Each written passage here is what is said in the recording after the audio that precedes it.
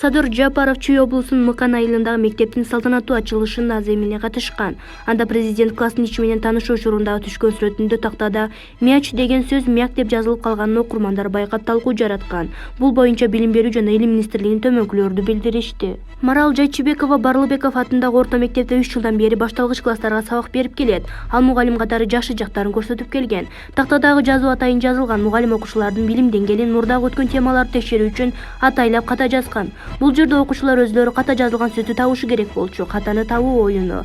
Мунун максаты окуучулардын туура жазганын өздөштүрүүсү. Мугалим өз сабактарында мындай методиканы көп колдонот. Мындай көнүгүү орфографиялык каталарды көрүү көрөгүчтүгүн өнүктүрүү болуп эсептелет деп айтылат маалыматта. Белгилей кетсек, мектеп бир нече нөмөттө 300 окуучуга эсептелген. Окуу 2 нөмөттө жүргүзүлөт. Булак super.kg. Эл чындыкты билсин. Борбордук шайлоо комиссиясынын ыкчам чара көрүү боюнча координациялык тобу УКМКнын төрагасы Камчыбек Ташиевди Сузак районунун Барп айылындагы үй-бүлөгө үй-белек кылган текшерүүнү Ички иштер министрлигине жөнөттү. Бул тууралуу Боршайкомдун расмий сайты жарыялады. Пери Орозбекова аттуу Facebook колдонуучусу номер 19-Сузак округунун парламенттик шайлоого ат салышып жаткан Шайырбек Ташиевдин агасы атайын кызматтын башчысы Камчыбек Ташиев Барп айылындагы үй-бүлөгө үй-белек кылганын жазган. Орозбекова конституциялык мыйзамга таянып талапкерлердин жакын туугандары шайлоо дайындалган күнгө тартып шайлоо жыйынтыгы жарыялаганга чейин карымдуулук иш-чарасы менен алектенбеш керек деп белгилеген. Борбордук шайлоо комиссиясынын сайтындагы маалыматка ылайык, ыкчам чара көрүү боюнча координациялык топко 15 арыз келип түштү. Кыргызстанда 28-ноябрда аралаш система менен парламенттик шайлоо өтөт. Жаңы шайлоо мыйзамына ылайык парламентте 90 депутат болуп, алардын 54-ү партиялык тизме менен 36-сы бир мандаттуу округтан келет. Арыздарды карап, документтерди текшерүү жана талапкерлерди каттоо 29-октябрга чейин аяктайт. 29-октябрда үгүт иштери башталат. Булак аргумент KG. Эл чындыкты билсин. Блогер Гүлзат Мамытбек Гүлзат Алымкулова кармалды. Бул тууралуу жергиликтүү басылмалар жазып чыгышты. Гүлзат Мамытбектин үстүнөн арызданган 7 жарын укук коргоо органдарына кайрылган. Алардын айтымында Гүлзат Мамытбек кыска убакытка үстүнө чоң сумма кошулат деп акча алып, ошол бойдон жашынып кеткен.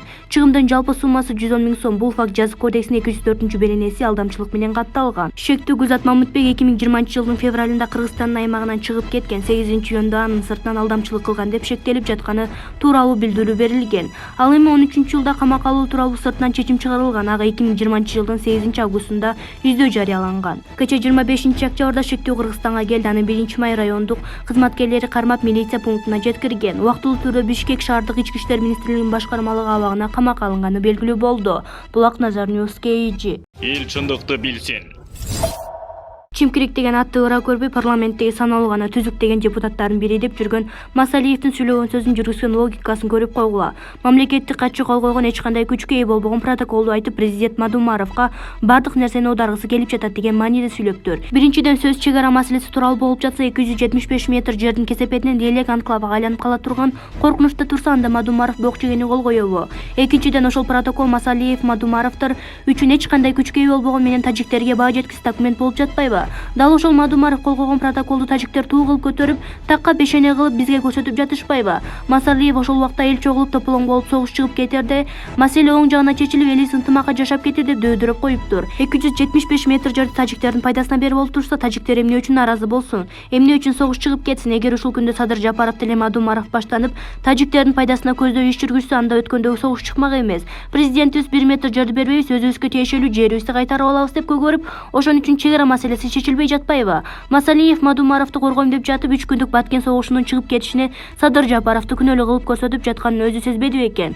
Согуш кандай чыкканын баарыбыз эле билип турабыз. Ал ушул жерде мурда дайым колдонуп келишкен 3-күчтөр күчтөр бар экенин согуштун чекесинен көрсөтүп, Садыр Жапаровду да Атамбаев, Жээнбековдорго окшотуп кол курчак кылып алам деген ошол 3-күчтөрдүн максатын Масалиев эле сезбей калса, жөнөкөй адамдар биз билип эле турабыз. Оор убакта бир муштумга биригип президентти колдоп турганын ордуна ар кимиси ар жактан сыгышып, бузукулук иштерин жүргүзүп жатышса, кайдан жүрүп оңолобуз?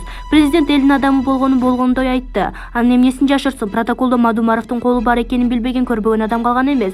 Дал ошол Мадумаров кол койгон протоколдун кесепетин чек ара маселеси чечилбей келет. Мадумаров ал кыянаттыгы үчүн бардык тараптан жооп бериши керек. Ал эми Масалиев болсо Мадумаровдун партиясына кирип алып, элдин башын айлантпай тынч олтурсун. Өзүн пиар кылып, жакшы адам болуп мандатын тапшырып чыгып кетпеди беле? Эми дагы депутат болгусу келип калыптырбы? Кааласа киришип, каалаган күнү таштап кетишип, була парламентти сойкулкана окшоштуруп эле коюшту. Туругу жоктор деп Шаамурза Бөрөкулов өзүнүн Facebook баракчасына жазды. Эл чындыкты билсин. Империя Пицца кафесинин бардык филиалдары жабылды. Бул тууралуу Супер KG порталына санитардык текшерүү борбордон кабарлашты. Масалык уулануунун себеби такталмайынча, эпидемиологиялык иликтөө иштеринин жүрүшүндө бардык Империя Пицца кафесинин Бишкек боюнча 17 филиалы убактылуу жабылды деп билдиришти. Эскерте кетсек, Бишкекте 23-октябрдын 24-октябрга караган түнү 12 адам жугуштуу оорулар ооруканасына кайрылган. Жабырлануучулар шаардагы Империя Пицца тамактануучу жайынан тамактанганын айтышкан. Бүгүнкү күндө тамакка уулангандардын саны 85ке жетти. Бул тууралуу Саламаттык сактоо министрлигинин басма сөз кызматынан билдиришти. Булак super.kg. Эл чындыкты билсин.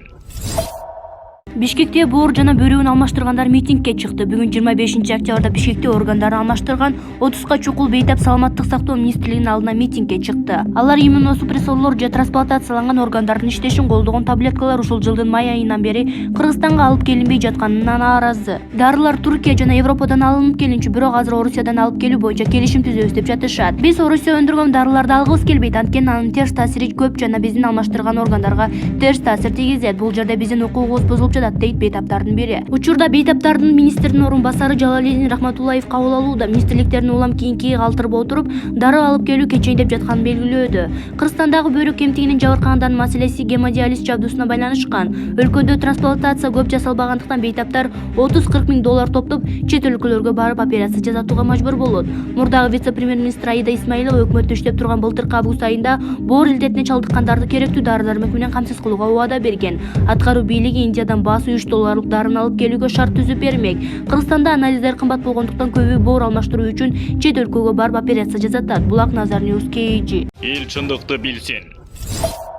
Кыргызстандык ишкерлердин бир нече миң долларлык товарлары Казакстанда эмнеге кармалып турат? Депутат Мейкимбек Абдалиев өз дарегине бажы бектеринде маселелерден улам Кыргызстандагы ишкерлерге кыйынчылык жаралганын тууралуу бир канча арыз кат түшкөнүн, ошондон улам маселенин түбүнү билүү үчүн атайын келгенин айтты. Бул тууралуу Жогорку Кеңештин маалымат кызматы билдирет. Жолугушууга келгендер эл өкүлүнө ыраазычылык билдирип, Кытай-Кыргызстан чек ара бекеттери жабык болгондуктан товарларды ташып келүүдө кыйынчылык жаралганын белгилешти. Дордой ассоциациясына караштуу профсоюз уюмунун төрайымы Дамира Дөөлөталиева Тооругар Дерткештам чек аралары жабык болгондуктан саудагерлер товарларын Казакстан аркылуу ташып келүүгө аргасыз болууда. Бирок казак бажыларын түрдүү себеп менен кыргызстандык ишкерлердин товарларын айдап жылдап кармап жатат. Бул боюнча Кыргыз Республикасынын экономика министрине кат менен кайрылганбыз. Жооп жок болуп, натыйжада ишкерлер чыгымга учурап жатат. Мисалы, тигүүчү цехтерге кездемелер жетишпейт. Мадина базарына келген кездемелер Өзбекстанга контрабанда жолу менен кетип жатат, деди ал. Ал эми жеке ишкер Мырзабек Асанов 50 миң долларлык товарын Казакстандын бажычылары кармап турганын айтты. Жыйынга катышкан кыргызстандык бажы кызматынын кызматкери Пак Евгений: биз казакстандык кесиптештерге кайрылдык. Алар бажы мыйзамдары бузулгандыктан 80 контейнердин эсине кылмыш иши козголуп, соттук териштирүү иштери жүрүп жатат, деди. Ал эми бажы кызматындагы бир кызматкер Эркинбек Иманалиев маселенин баары ташылып келип жаткан товарлардын документтери бажы мыйзамдарына туура келбей жаткандыгы менен байланыштырды. Талкууда жеке ишкерлер менен эл аралык жүк ташуучу компаниялардын ортосунда келишимдердин жоктугу да көйгөй алып келип жатканы белгилүү болду. Өз кезегинде депутат Мейкимбек Абдалиев эл аралык транзиттик компаниялар ташып келген товарларга кепилдик алыш керек. Эгерде жүк өз мөөнөтүндө дарегине жетпесе, жүктүн ээсине компенсация төлөп берүү милдети коюлушу керек, деди. Ошондой эле депутат мындай тотурумдар мындан ары кеңири масштабта уланып, ага тартип коргоо органдарын, укук министрлигинин өкүлдөр чакырылып, маселенин чечүүнүн жолун дыкат иликтеп, ишкерлерге жардам берүүнү убада кылды. Булак Назар News KG. Эл чындыкты билсин.